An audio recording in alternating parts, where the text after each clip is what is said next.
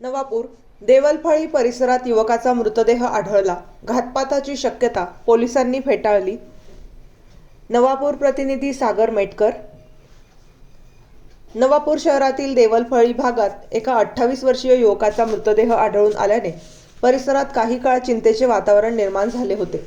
मात्र पोलीस तपासात आणि नातेवाईकांच्या जबाबातून हा कोणताही घातपाताचा प्रकार नसल्याचे स्पष्ट झाले आहे.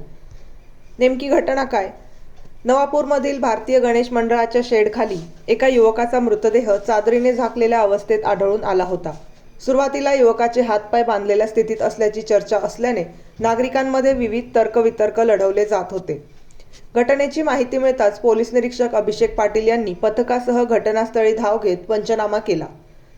तपासाअंती सत्य समोर. दुपारी झालेल्या सखोल तपासाअंती मृताची ओळख पटली आहे. अक्षय रामजी मावची, वय 28, राहणार रंगवली नदी परिसर, असे या युवकाचे नाव आहे. कौटुंबिक माहिती. नातेवाईकांनी दिलेल्या माहितीनुसार अक्षयला गेल्या काही काळापासून दारूचे व्यसन होते आणि त्याला सतत डोकेदुखीचा त्रास जाणवत असे. पोलिसांचे स्पष्टीकरण. पोलिसांनी आणि नातेवाईकांनी दिलेल्या फिर्यादीनुसार या घटनेत कोणताही घातपात झालेला नाही.